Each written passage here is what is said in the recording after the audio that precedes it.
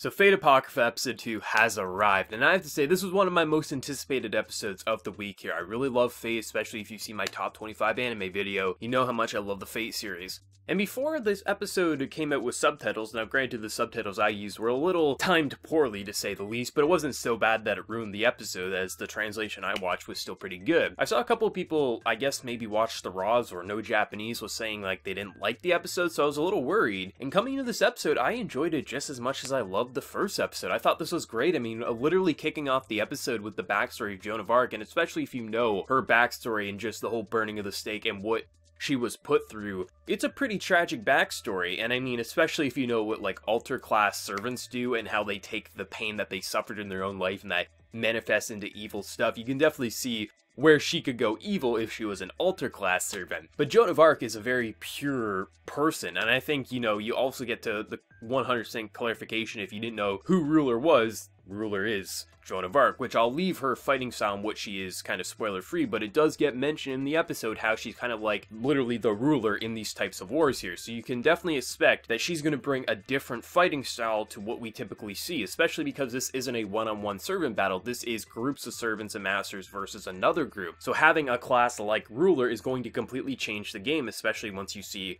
like her noble phantasm and things like that. But I thought this was a pretty good episode because it was more of laying out the groundwork, because this is going to be, I think it's 25 episodes if I'm not mistaken. They don't have to rush in and just brush past all these character introductions, and I really appreciate that. And something what I really want to make note of is Mordred herself, because Mordred, in the Arthurian legend, absolutely hate Mordred as a character because of what Mordred does to King Arthur. But in Fate Apocrypha, I think it's a solid character. But the voice acting for Mordred, this episode really sells me on Mordred in Fate Apocrypha much more than what I originally read. Because with episode 1, you did get a sense of the voice, but it never really kind of sold me on like, oh, this is amazing personality, this really has a lot of like personality. But this episode, you really, like, to the people who were thinking it was just going to be a King Arthur Saber ripoff, this should put you in your place, because you can definitely get a sense of just, there is a feisty persona within this Mordred, and the voice acting really nails that. Now, the writing always did, but I think the voice acting really takes it a step above, especially just with some of the subtle movements, like her just smacking her master on the back, being like, ah, you just are a little scamp, you.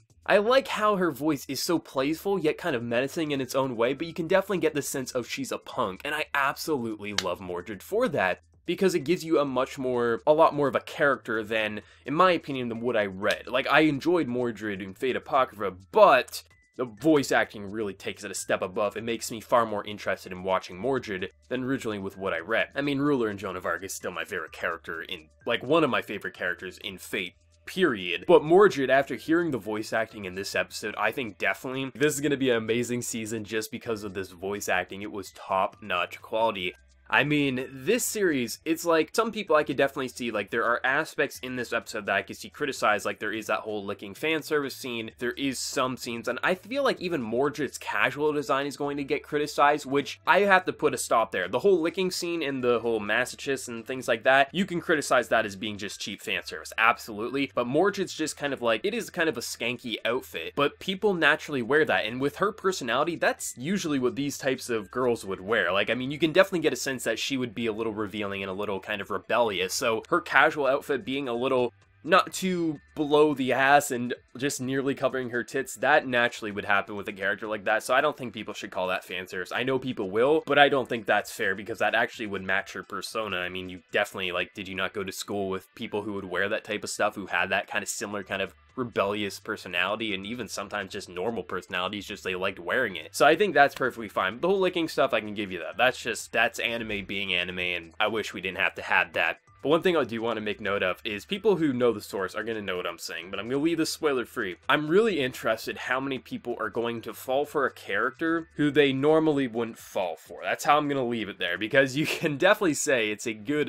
hook, line, and sinker that I think is going to be really funny depending on how well people take the bait. That's all I'll say right there. So please no spoilers in the comment section for people who don't know the source material, but you know what I'm saying. How there's probably going to be a lot of negative reactions once people realize who they fell for. But I have to say, Fate Apocrypha Episode 2, I think it's doing what it needs to, especially This is what good Fate do, is they take the time to introduce you to the characters. Like, we got Frankenstein and just the different classes, we are getting to see some of their weapons. But this is a much different Holy Grail War, so this is, I really appreciate, because we have these teams, but at the same time you don't know who you can truly trust, which you definitely get this kind of like issue of trust with Morgan not taking off her helmet, always wanting to attack Priest there. I mean, there's definitely a lot of like, who can you trust there, and that's going to play a very heavy factor within this coming war. And I think Fate Apocrypha is doing a pretty good job at laying out the characters, their personalities, their weapon style, especially Morgan. Morgan is an absolute beast in that fight there. I mean, literally, she has taken out these golems with just her fists, and then the way she was throwing her sword around, just an absolute beast. And of course, the other Saber thinks that he's going to be able to take out Mordred. Willie, time will tell for that. But I think they got a good balance so far with these past couple episodes. You do got the sense of action, you do get to see it, and you know, of course, you're going to have big epic wars and battles. That's a guarantee. But within these past couple of episodes, they've done a fairly good job at giving you some personality to these characters, giving you an idea of who they are, just some banter and this kind of master-servant relationship, while also just showing us the good action as well.